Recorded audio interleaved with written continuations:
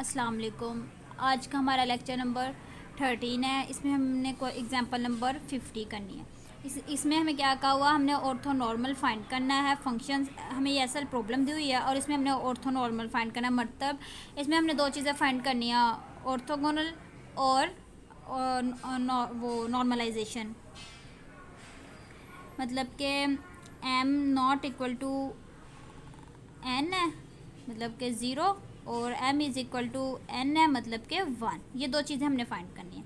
हमें ऐसा इक्वेशन दी हुई है, साथ हमें डिरिचलेट कंडीशन दी हुई है। ठीक है, ये हमारे पास क्वेश्चन है, ये लिखा हुआ है। ठीक है, y double derivative plus lambda y is equal to 0 है। इसमें हमने वही काम करना है। पहले हमने 3 केस फाइंड करने हैं, फिर ऑर्थोगोनल फाइंड करना है, फिर हमने ऑर्थो नॉर्मल फाइंड मतलब कि नॉर्मलाइजेशन फाइंड करनी है। ठीक है, पहले हमने बताना इसमें करना केस 1 हमारे पास क्या है। हम इस वाली को इस तरह लिख सकते हैं, मैंने आपको शुरू में भी बताया था। डी स्क्वायर किसके बराबर होता है, डबल डेरिवेटिव के, और डी किसके बराबर होता है, फर्स्ट डेरिवेटिव के। ठीक है, हमने इसको इस फॉर्म में लिख लिया, D square Y plus lambda Y is equal to 0 है, और वाई इसमें से कॉमन ले लिया, दोनों में वाई कॉमन ले लिया, वाई 0 हो गया। ठीक है, तो हमारे पास ये फॉर्म बन गई, टी का square plus lambda Y is equal to 0। ये लैम्डा इधर प्लस उधर जाके नेगेटिव हो जाएगा। जब हम इसका अंडर रूट लेंगे बोथ साइड पे, तो हमारे पास ये फॉर्म बन जाएगी। ठीक है, ये इक्वेशन।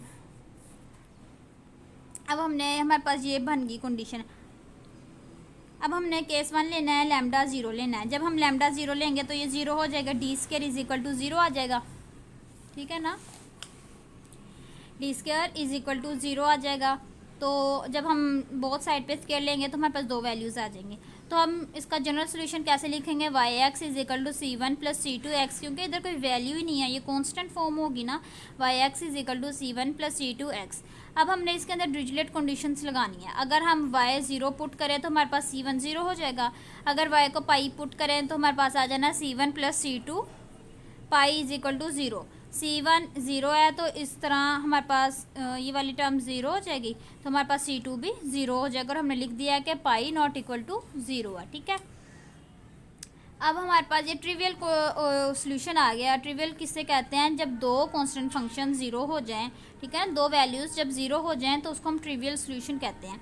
अब लैम्डा पॉजिटिव लेना है तो D square is equal to minus lambda हो जाएगा। माइनस को हमने आयोटा फॉर्म में ले लिया। जब आयोटा का स्क्वायर लिखेंगे तो वो -1 के बराबर होता है। जब हमने इसका अंडर रूट लिया तो हमारे पास ये वाली फॉर्म बन गई। ठीक है, ये वाली फॉर्म बन गई। अब जो जनरल सोल्यूशन है, ये हमारे पास इमेजिनरी वैल्यू आ गई। ठीक है, इसमें हमारे पास रियल 0 हो जाएगी और इमेजिनरी हमारे पास ये आ जाएगी। और हमने कॉम्प्लेक्स में क्या पढ़ा था कि cos theta plus sine theta. ठीक है ना, अयोटा साइन थीटा हमने पढ़ा था। तो उस तरह हमने वैल्यूज पुट कर लिया, y x is equal to C1 sine lambda x plus C2 cos lambda x आ गया। जब हमने इसमें वैल्यूज़ पुट की हैं, वाई को 0 रखा, एक्स को 0 रखा, सॉरी एक्स को जब हमने 0 पुट किया, डिरिचलेट कंडीशन अब इसमें यूज़ करें। जब हमने एक्स को 0 पुट किया तो ये हमारे पास टर्म 0 हो जाएगी। मतलब इधर इन्होंने इंटरचेंजिंग की हुई है, कोस पहले आता है, साइन बाद में आता है। ठीक है, जब हम इधर 0 पुट करेंगे, कोस 0 1 होगा, तो हमारे पास C2 हमारे पास क्या आ जाएगा, 1 आ जाएगा। तो साइन 1 हमारे पास क्या है, under root lambda pi is equal to 0। अगर हमारे पास C1 भी 0 आ जाए तो हमारे पास ये ट्रिवियल सोल्यूशन आ जाएगा। पर हमने ऐसा नहीं किया, और हमने क्या करना है, मैंने आपको पीछे हमने क्वेश्चंस भी किए थे कि साइन 0 किसके इक्वल होता है, मतलब साइन n पाई किसके इक्वल होगा, 0 के अंदर, मतलब n सो ऑन है, 1 2 3 सो ऑन। ठीक है ना, n सो ऑन है। तो हमने क्या किया, साइन n पाई लिख लेना इधर साइन। ठीक है ना, जब ये देखें ना, साइन जब n के अंदर वैल्यूज पुट करते जाएंगे तो हमारे पास 0 ही आएगा। और साइन इनवर्स 0 किसके इक्वल है, 0 के इक्वल है, और मतलब सॉरी n पाई आ जाना ना। तो साइन 0 किसके इक्वल है, 0 के इक्वल है, n पाई पुट कर दें। ठीक है, तो हमने इधर वो कर दिया काम, n पाई लगा दिया, n सो ऑन है। ठीक है, इतनी आपको समझ आ गई होगी। ठीक है, ये n पाई हमने C1 बता दिया कि नॉट इक्वल टू 0 है। Sine N pi is equal to zero है। साइन ज़ीरो किस पे होता है, एन पाई पे, ठीक है। और हमने बता दिया कि नोट हमारे पास क्या है कि अगर लैम्डा पॉजिटिव है तो उसका स्केयर भी पॉजिटिव होगा, उसका अंडर रूट भी पॉजिटिव होगा, ठीक है। जब हमने बोथ साइड पे स्केयर लिया तो हमारे पास क्या आ जाना है, lambda is equal to N का स्केयर। ये पाई पाई से कैंसिल हो जाएगा, ठीक है। Lambda is equal to N का स्केयर, ठीक है। इसको हमने एन फॉर्म में कन्वर्ट कर लिया, ये देखें, ठीक है। अब हमारे पास एक केस रह गया, उसमें हमने क्या किया है, लैम्डा नेगेटिव लिया है, ठीक है। लैम्डा स्क्वायर सेम वही काम हो गया है, लैम्डा अंदर मतलब माइनस इधर अंदर है थर्ड केस में, क्योंकि हमने लैम्डा नेगेटिव लेना है। सेकंड में हमने पॉजिटिव लिया था, इस वजह से उसे आयोटा में कन्वर्ट कर लिया था। इसमें हमने नेगेटिव लेना है तो हमने इसको अंदर नेगेटिव ही रहने दिया, ठीक है। इसमें हमारे पास क्या है, डिस्टेंट रूट फार्मूला लगना है। ये देखें y x is equal to C one e की पावर, वहाँ पीछे हमने ए ई की power under root minus lambda x plus B e की power minus under root lambda x पीछे ही ली है। इधर हमने सी वन सी टू ले लिया है, ठीक है। सेम वही काम है, इसमें डिरिचलेट कंडीशन पुट किया है, ई ज़ीरो किसके वन के बराबर होता है, ठीक है। तो C one plus C two is equal to zero आ गया, सी टू हमारे पास क्या आ गया, माइनस वन आ गया। और फिर हमने अब हमारे पास सी टू की वैल्यू आ गई, अब हमने सी वन की फाइंड करनी। तो हमने क्या करना है कि इसी कंडीशन में जब हमने पाई पुट किया है, ठीक है, पहले हमने ज़ीरो पुट किया, अब हमने पाई पुट किया है, तो हमारे पास ये फॉर्म बन गया। अब हम सी टू को रिप्लेस कर सकते हैं माइनस सी वन के साथ। जब हमने इसको रिप्लेस किया, सी वन कॉमन आ गया। जब हमने सी वन कॉमन ले लिया है, ठीक है, तो ये सी वन हमारे पास किसके इक्वल आ गया, ज़ीरो के। और ये जो टर्म है ये हमने बता दिया है कि नॉट इक्वल टू ज़ीरो है, ठीक है।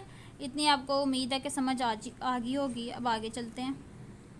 अब यहाँ पे सी टू ज़ीरो कैसे आया, सी टू हमारे पास किसके इक्वल था, माइनस सी वन के। जब हम सी वन की वैल्यू पुट करेंगे तो हमारे पास सी टू ज़ीरो हो जाएगा। तो हमारे पास ये भी ट्रिवियल सोल्यूशन आ गया। हमने तीनों केस फाइंड कर लिए। अब हमने क्या करना, ऑर्थो नॉर्मल फाइंड करना है, ठीक है। मतलब कि ऑर्थोगोनल फाइंड करना है और हमने क्या नॉर्मलाइजेशन फाइंड करनी है। अब हमें ऑर्थोगोनल प्रूफ करने के लिए एक फंक्शन की ज़रूरत है, और वो हमने कैसे लेना है, हमने जो जनरल इक्वेशन पीछे फाइंड किया है, मतलब वो कॉम्प्लेक्स वाली, ठीक है, साइन कोस वाली। अगर हम उसमें सी टू को ज़ीरो पुट कर दें, ठीक है, हमने इसमें साइन जनरल बात हमने पीछे एग्जांपल भी की थी, साइन से ही शुरू की थी, ठीक है, बाद में कोस ली थी। अब हमने साइन ही ले लिया। इधर हम अगर सी टू को उधर पुट कर दें ज़ीरो, तो हमारे पास सारी टर्म ज़ीरो हो जाएगी ना, क्योंकि सी टू कॉन्स्टेंट है, सी टू कोस से पीछे है, ना कि कोस के साथ है। ये मैं आपको दिखाती हूँ, ये देखें, अगर हम इधर सी टू को पुट कर दे तो ये सारी टर्म ज़ीरो हो जाएगी ना। ये देखें, ज़ीरो पुट किया तो कोस लैम्डा एक्स आ गया,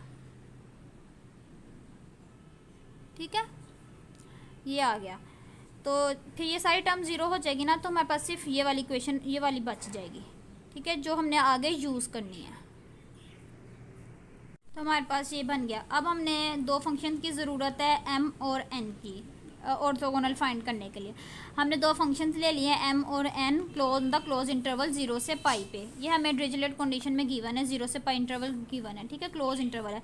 ज़ीरो से पाई हमने लिमिट ले ली है, C N sine M X sine N X R X D X, ठीक है। और ये आर एक्स हमारे पास क्या है, हमारे पास वेट फंक्शन है, विद रिस्पेक्ट टू ये वेट फंक्शन ऑर्थोगोनल ले रहे हैं। और आर एक्स हमारे पास क्या है, वन है, ठीक है। ये मैंने पीछे बता दिया है कि ये ऑर्थोगोनल है, ये ऑर्थो नॉर्मल है, मतलब नॉर्मलाइजेशन है, ठीक है। इसको दोनों को हम जब लिखेंगे इकट्ठे तो ये ऑर्थो नॉर्मल बन जाएगा।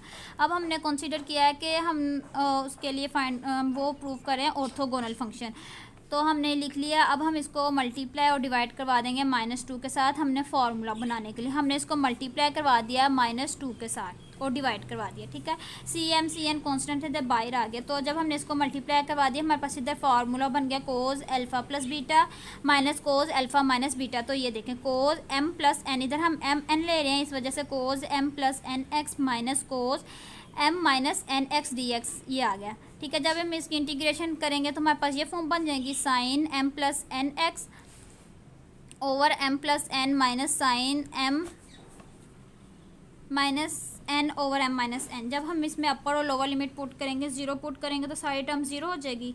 जब हम पाई पुट करेंगे तो हमारे पास ये वाली फॉर्म बन जाएगी, ठीक है, ये वाली। तो ये कैंसिल हो जाएंगे ऊपर नीचे, ठीक है। साइन पाई किसके इक्वल होता है, 0 के इक्वल होता है, तो सारी टर्म 0 हो जाएंगी। तो m not equal to n है, मतलब हमारे पास ये इज इक्वल टू 0 आंसर आ गया है। तो ये जो क्वेश्चन जो हमने लिया था साइन n x, तो ये हमारे पास ऑर्थोगोनल हो गया है, ठीक है। अब हमने इसको नॉर्मलाइजेशन प्रूफ करना, उसके लिए हमने वही साइन n x लिया है। नॉर्मलाइजेशन का ये वाला फॉर्मूला है, ठीक है। y की जगह हमने साइन एन एक्स पुट किया था, c का स्क्वायर n साइन का square N x D x आ गया, ठीक है। तो जब हमने इसकी हमारे पास ये जब आ गया ना, मतलब वैल्यूज़ पुट करके जब ये बन गया, तो हमने यहाँ पे मल्टीप्लाई और डिवाइड करवा देना 2 के साथ। वो क्यों करवाना, हमने फार्मूला बनाने के लिए। सी स्क्वायर एन कांस्टेंट था, ये बाहर आ गया। जब हमने इसको मल्टीप्लाई करवाया तो हमारे पास आ गया 1 माइनस कोस 2 एन एक्स, ठीक है, ये आ गया। अब हमने क्या करना है, जब हमने उसकी इंटीग्रेशन लेनी है तो हमारे पास बन जाना है x minus sine two N X over 2 n 0 से पाई, ये ऐसे आ जाना है, ठीक है। ये इज इक्वल टू 1 कैसे आया, क्योंकि हम नॉर्मलाइजेशन फाइंड कर रहे हैं। नॉर्मलाइजेशन हमारे पास किसके इक्वल था, 1 के इक्वल था, तो हमने इस वजह से इधर 1 लिखा है। जब हमने इधर पाई पुट करना है तो ये 0 हो जाना है और ये पाई इस तरह ही आ जाना है, ठीक है। तो हमने ये जब 0 हो जाना तो हमारे पास आ जाना साइन का square n over 2 pi is equal to 1 आ जाना है। ये पाई ओवर 2 इधर मल्टीप्लाई उधर जाके डिवाइड जब होंगे तो ये हमारे पास वैल्यूज़ ऐसे आ जाएंगी 2 ओवर पाई। जब हम इसका स्क्वायर लेंगे बोथ साइड पे हमारे पास ये आ जाना 2 ओवर पाई, ठीक है। ये हमारे पास नॉर्मलाइजेशन आ गया। अब हमने इसको पहली इक्वेशन में पुट करना है, जहाँ पे हमने यहाँ से फंक्शन निकाला था C N X is equal to C1, मतलब हम n पे बात कर रहे थे, n साइन n x, ठीक है। ये इसके अंदर जब Cn की वैल्यू पुट की तो हमारे पास ये वाला क्वेश्चन इधर है, ठीक है। एन सो ऑन है, 0 से पाई इंटरवल है, तो हमने प्रूव कर दिया ये इज इक्वल टू 1 है। ये हमारे पास नॉर्मलाइजेशन है और हमने ऑर्थोगोनल भी प्रूव कर दिया, नॉर्मलाइजेशन भी प्रूव कर दिया, ठीक है।